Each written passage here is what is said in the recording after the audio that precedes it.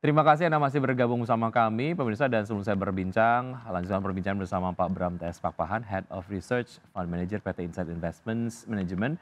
Saya akan update terlebih dahulu pergerakan dari IHSG di pukul 9 lebih 2 menit waktu Indonesia bagian Barat atau 2 menit pasca pembukaan perdagangan sesatu hari ini. IHSG berada di level.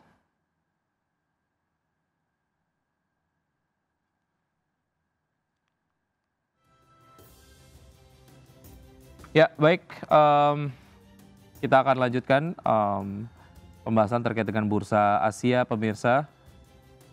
Ya, bursa bursa utama Asia di pagi hari ini. Ya, untuk Nikkei bergerak melemah 0,94% di level 44.927. SCI Singapura dibuka menguat 0,1% di level 4.270.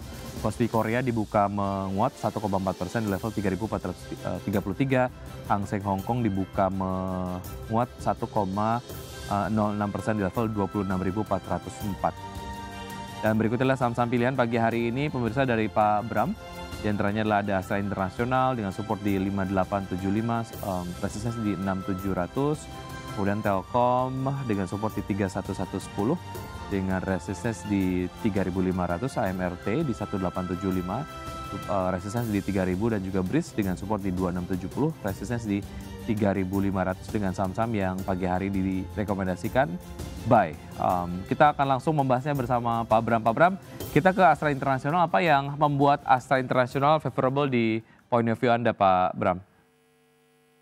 Ya, jadi kalau kita lihat secara fundamental Astra ini cukup baik ya. Jadi di tengah gempuran mobil listrik akhir-akhir ini selama tahun 2025 dia bisa menjaga market share-nya tuh di 52,7%. Nah, kedepannya mereka juga ada katalis ingin launching juga beberapa mobil hybrid ya. Jadi bisa bensin dan juga listrik yang diharapkan dapat mengenerate tambahan revenue dari Astra itu sendiri. Dan kalau kita lihat juga secara valuasi ini sudah sangat murah ya, meskipun sudah rally, tapi secara 3 tahun terakhir itu masih berada di bawah rata-rata PI-nya Astra. Jadi PI-nya sekarang itu di 6,9 kali, rata-ratanya di 3 tahun terakhir itu di 9,5 kali. Jadi memang sangat murah, dan kalau kita lihat juga ke depannya seiring dengan konsumsi masyarakat tadi yang mulai membaik gitu ya, demand terhadap otomotif bisa diharapkan kembali meningkat lagi di beberapa waktu ke depan, Pak.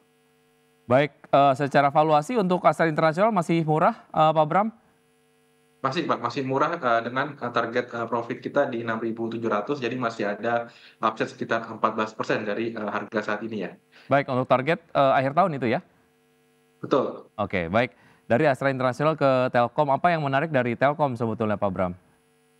Ya, jadi kalau kita lihat dari Telkom ini ke depannya ada katalis positif dari konsolidasi sektor telco ya. Jadi memang kita tahu dari si Telkom ini akan ada divestasi aset juga. Jadi contohnya ada Admedica gitu ya. Jadi mereka akan mendapatkan tambahan earnings growth dari situ.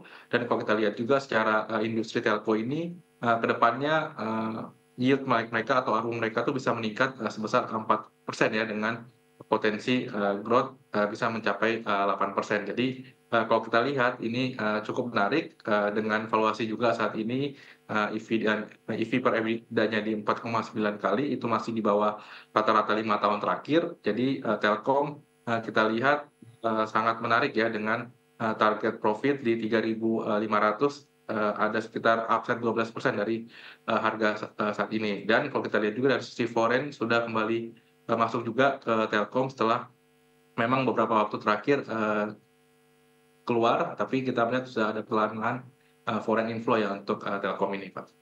Baik, dibandingkan dengan peers-nya seberapa menarik sebetulnya Telkom, Pak Bram?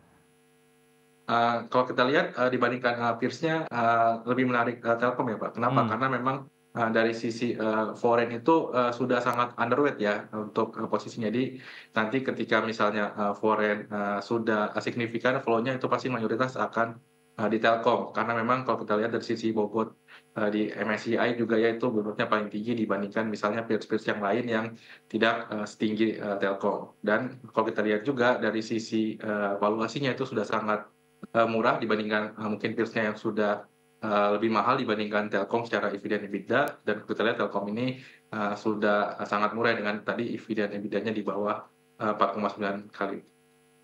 Baik, dari Telkom kita bergeser ke Alfamart. Seberapa menarik Alfamart ini, Pak Bram?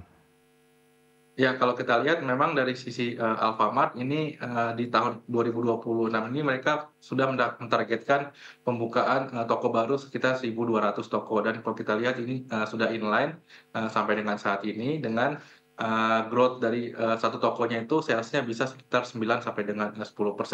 Dan kalau kita lihat secara rata-rata juga akan membuat earnings dari sisi AMRT ini bisa tumbuh mencapai 4 sampai dengan 6% di akhir tahun 2026. Nah, kalau kita lihat dari sisi harganya itu sudah turun cukup dalam, itu sekarang di harga 1.875, itu berada di PI 19,19 kali, itu jauh di bawah rata-rata 2 standar deviasi dari 5 tahun terakhir. Jadi kita lihat harusnya AMRT ini bisa re-rating ya, dengan target TP-nya bisa mencapai 3.000, mungkin di sekitar 3 sampai 6 bulan ke depan, itu bisa potensi upside sekitar 61% untuk AMRT. Karena memang kita lihat juga dari sisi demand untuk konsumsi juga bisa semakin pulih, itu bisa menjadi katalis positif juga untuk AMRT.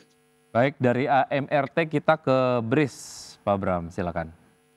Ya, terakhir ini BRIS memang kalau kita lihat kan salah satu proxy yang cukup menarik adalah proxy emas ya. Kalau kita lihat saham-saham emas memang sudah menarik, tapi orang mungkin belum melihat dari sisi BRIS-nya, karena memang BRIS ini ada pembiayaan emas atau bullion bank-nya yang memang kalau kita lihat juga bisa menjadi katalis positif untuk BRIS. Nah, ini kalau kita lihat itu potensi pembiayaannya itu secara tahunan itu bisa meningkat sampai dengan 14%. Dan dengan cost of credit saat ini BRIS yang berada di bawah 1% dan NIM yang terjaga di sekitar 5%, itu cukup menarik di harga saat ini untuk BRIS. Jadi di BRIS yang saat ini berada di harga 2.670, itu harusnya bisa berada di level 3.500 untuk target profit kita, dengan potensi upside 31%, seiring dengan nanti dari sisi bisnis pembiayaan emasnya terus meningkat, karena harga emas meningkat, demand emas juga meningkat, dan kalau kita lihat dari sisi